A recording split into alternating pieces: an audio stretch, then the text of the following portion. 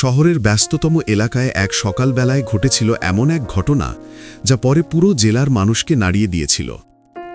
জেলার প্রশাসক ডিএম পূজার মা সাধারণ পোশাকে একদিন নিজের ব্যাংক অ্যাকাউন্ট থেকে কিছু টাকা তুলতে বেরিয়েছিলেন। বয়সের ভারে তার চলাফেরা ধীর, মুখে সাদামাটা হাসি, হাতে একটি পুরনো পার্স। তিনি পরেছিলেন হালকা ধূসর শাড়ি আর পায়ে সাধারণ স্যান্ডেল। কারো চোখে তিনি হয়তো একজন সাধারণ গ্রামের মহিলা, কিন্তু কেউ জানত না এই সরল মুখের আড়ালে রয়েছেন জেলার সবচেয়ে প্রভাবশালী নারীর মা। সেদিন দুপুর নাগাদ তিনি শহরের সবচেয়ে বড় সরকারি ব্যাংকের দরজায় এসে দাঁড়ালেন।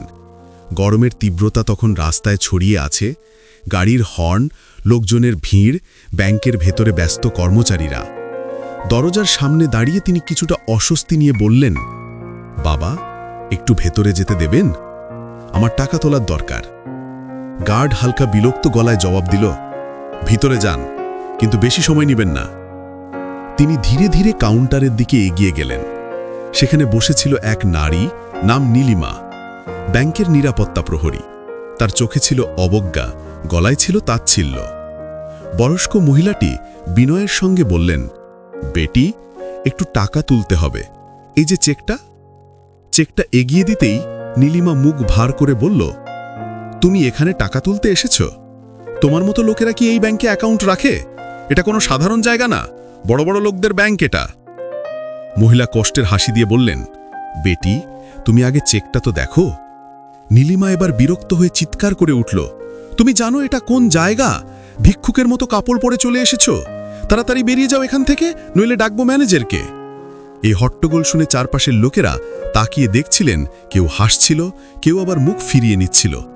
কেউ ভাবতেও পারেনি সেই সাধারণ শাড়ি পরা মহিলাই জেলার ডিএমের মা। মহিলা এবার কিছুটা কাঁপা গলায় বললেন, আমি কেবল 5 লাখ টাকা তুলতে এসেছি বেটি, আমার কাজ আছে।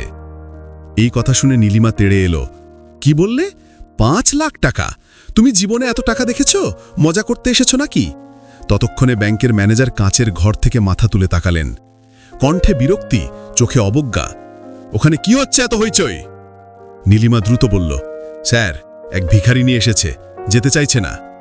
ম্যানেজার উঠে দাঁড়িয়ে দরজার দিকে এগোলেন, মুখ গম্ভীর, পায়ে ঝাঁকুনি। এখানে এসে নাটক করছ? বলেই তিনি এক চড় মারলেন মহিলার গালে। চড়টা এত জোরে ছিল যে বৃদ্ধা টলে গিয়ে মেঝেতে পড়ে গেলেন। চারপাশের লোকজন হতবাক হয়ে গেল। নীলিমা ম্যানেজারের ইশারায় মহিলাকে টেনে বাইরে বের করে দিল। কেউ এগিয়ে এলো না, কেউ প্রতিবাদ করল না। শুধু সিসিটিভি ক্যামেরা নীরবে সব রেকর্ড করে গেল। সন্ধ্যায় ঘরে ফিরে তিনি কাঁদতে কাঁদতে ফোন করলেন মেয়েকে, ডিএম পূজাকে।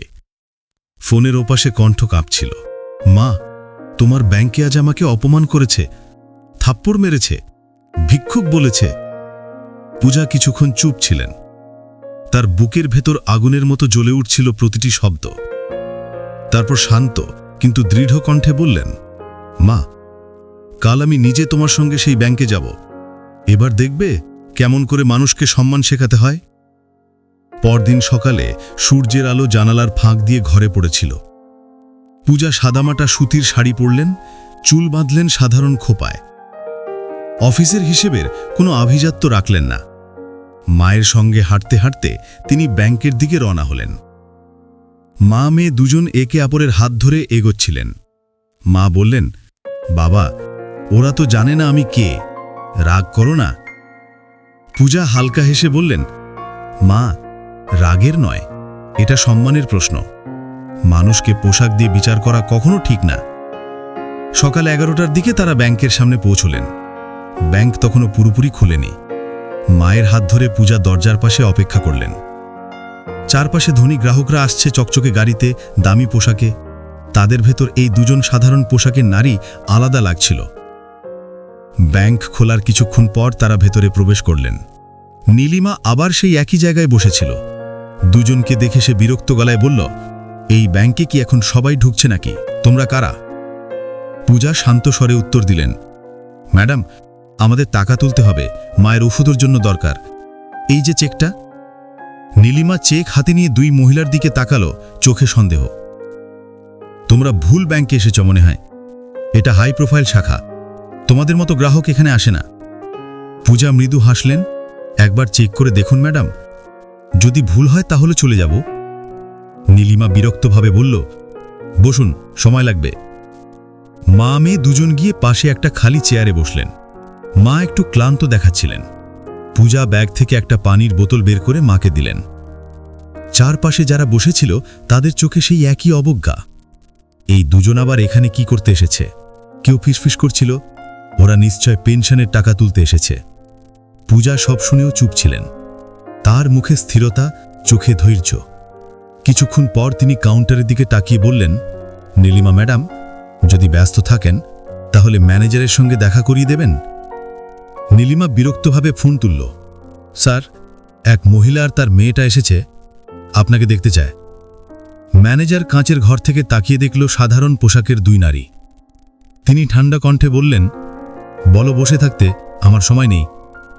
নীলিমা ফোন নামিয়ে মুখ বাঁকিয়ে বলল, স্যার ব্যস্ত, বসে থাকুন। পূজা কিছু বললেন না, শুধু মায়ের হাত ধরে বললেন, মা, সময় লাগবে, কিন্তু আমি ওদের চিন্তাধারা বদলে দেব। কিছুক্ষণ পর ব্যাংকে ভিড় আরও বাড়তে লাগল। কর্মচারীরা ব্যস্ত। ম্যানেজারের ঘর থেকে রাগী গলায় নির্দেশ ভেসে আসছে, কাউন্টারে কেউ যেন দেরি না করে। নীলিমা সেই চেয়ারে বসে ফোন স্ক্রল করছিল, যেন তার সামনে থাকা গ্রাহকদের অস্তিত্বই নেই। পূজা ধীরে ধীরে উঠে দাঁড়ালেন। মা, একটু বসে থাকো, আমি দেখি। তিনি কাউন্টারের দিকে এগিয়ে গিয়ে শান্ত গলায় বললেন, আমার চেকটা একটু যাচাই করে দেখবেন। নীলিমা মুখ তুলল না, শুধু বলল, তোমরা তো আগেও এসেছিলে না?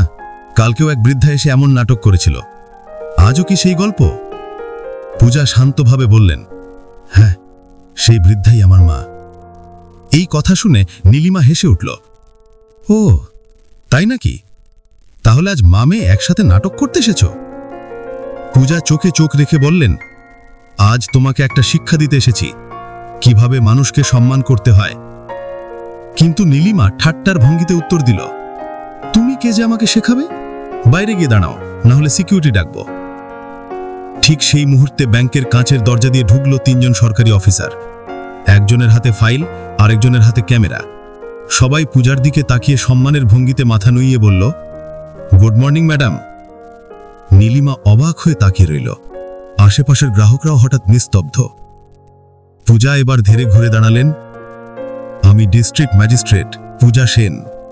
কাল আমার মাকে তোমরা এই ব্যাংক থেকে অপমান করে বের করে দিয়েছিলে। আমি এসেছি দেখতে, এই প্রতিষ্ঠানে কি মানবিকতা নামের কিছু বাকি আছে? পুরো ব্যাংকে যেন এক মুহূর্তে নিস্তব্ধতা নেমে এলো। নীলিমার মুখ ফ্যাকাশে, চোখে ভয়। ম্যানেজার কাঁচের ঘর থেকে তাড়াহুড়ো করে বেরিয়ে এলো, ঘামতে শুরু করলো। ম্যাডাম, আমি জানতাম না উনি আপনার মা, আমি আন্তরিকভাবে দুঃখিত। পূজা কণ্ঠ শক্ত করলেন, মানুষকে সম্মান করার জন্য কি পরিচয় জানতে হয় মিস্টার ম্যানেজার? তার গলায় ছিল এক ধরনের নীরব ক্রোধ। পুরো ব্যাংক জুড়ে একটা ভয় ও শ্রদ্ধার মিশ্র নীরবতা ছড়িয়ে পড়ল। পূজা বললেন, তোমরা গতকাল এক বৃদ্ধাকে অপমান করেছ, শুধু তার পোশাক সাধারণ ছিল বলে। আজ তোমরা বুঝবে দায়িত্ব মানে কি। তিনি পাশে থাকা একজন অফিসারকে বললেন, সিসিটিভি ফুটেজটা দেখাও। অফিসার ল্যাপটপ খুলে ফুটেজ চালু করল। সবাই দেখতে পেল কিভাবে নীলিমা বৃদ্ধাকে ধাক্কা দিয়েছিল, কিভাবে ম্যানেজার তাকে থাপ্পড় মেরেছিল। ভিডিও চলার সঙ্গে সঙ্গে ম্যানেজারের মুখ লাল হয়ে উঠল। পূজা বললেন, এই ভিডিও আমি শুধু প্রশাসনের কাছে নয়, প্রেসে পাঠাবো। মানুষ যেন জানে একজন সাধারণ নাগরিকের সঙ্গে তোমরা কেমন ব্যবহার করো। নীলিমা কাঁপা গলায় বলল, ম্যাডাম, আমি জানতাম না উনি আপনার মা। পূজা চোখ নামিয়ে শান্ত স্বরে বললেন, আমার মা না হলে তাহলে কি তাকে অপমান করা ঠিক হতো? পুরো ব্যাংক তখন নিস্তব্ধ। পূজা আবার ম্যানেজারের দিকে ঘুরলেন, আপনি জানেন কি আপনার চাকরি এখন ঝুঁকিতে? সরকারি ব্যাংকের সাধারণ মানুষের সঙ্গে এমন আচরণ সহ্য করা হবে না। ম্যানেজার হাঁটু গেড়ে ক্ষমা চাইল, ম্যাডাম আমি লজ্জিত, আর কখনো এমন করব না। পূজা ঠান্ডা গলায় বললেন, ক্ষমা সবসময় সমাধান নয়, শিক্ষা দিতে হয় যাতে ভুল আর না হয়। তিনি পাশে থাকা আইনি উপদেষ্টাকে বললেন, নোট করুন, এই ম্যানেজার ও নিরাপত্তা কর্মীর বিরুদ্ধে শৃঙ্খলা ভঙ্গ ও নাগরিক অপমানের মামলা হবে। ব্যাংক হেড অফিসে রিপোর্ট পাঠানো হবে আজই। নীলিমা তখন প্রায় কেঁদে ফেলেছে। ম্যাডাম, আমার বাচ্চা আছে, আমি একমাত্র উপার্জন করি, চাকরিটা যদি চলে যায়। পূজা এক মুহূর্ত চুপ থেকে মায়ের দিকে তাকালেন। মা আসতে বললেন, বাবা, ওদের ক্ষমা করে দাও, ওরা শিখে গেছে। পূজা নিঃশ্বাস ফেলে বললেন, মা, তোমার হৃদয় সবসময় আমার চেয়ে বড়। তিনি অফিসারের দিকে তাকিয়ে বললেন, ঠিক আছে, মামলা নয়, কিন্তু ব্যাংক হেড অফিসে এদের আচরণের রিপোর্ট পাঠানো হোক, যাতে তারা শিক্ষা পায় কিভাবে সাধারণ মানুষের সঙ্গে আচরণ করতে হয়। সবাই নিঃশব্দে মাথা নিচু করল। ম্যানেজার ভয়ে কাঁপছিল। নীলিমা চোখ মুছছিল। পূজা বললেন, আজ থেকে এই ব্যাংকে কেউ দরজার সামনে দাঁড়ানো কোনো বৃদ্ধা বা সাধারণ মানুষকে তুচ্ছ বলবে না। প্রত্যেকে নিজের কাজের জন্য দায়ী থাকবে। তারপর তিনি মায়ের হাত ধরলেন। চলো মা, তোমার সম্মান আমি ফিরিয়ে দিলাম। মা চোখ ভিজিয়ে বললেন, তুই শুধু আমার নয়, হাজার মায়ের সম্মান ফিরিয়ে দিলি মেয়ে। তারা ধীরে ধীরে ব্যাংকের দরজা পেরিয়ে বেরিয়ে এলেন।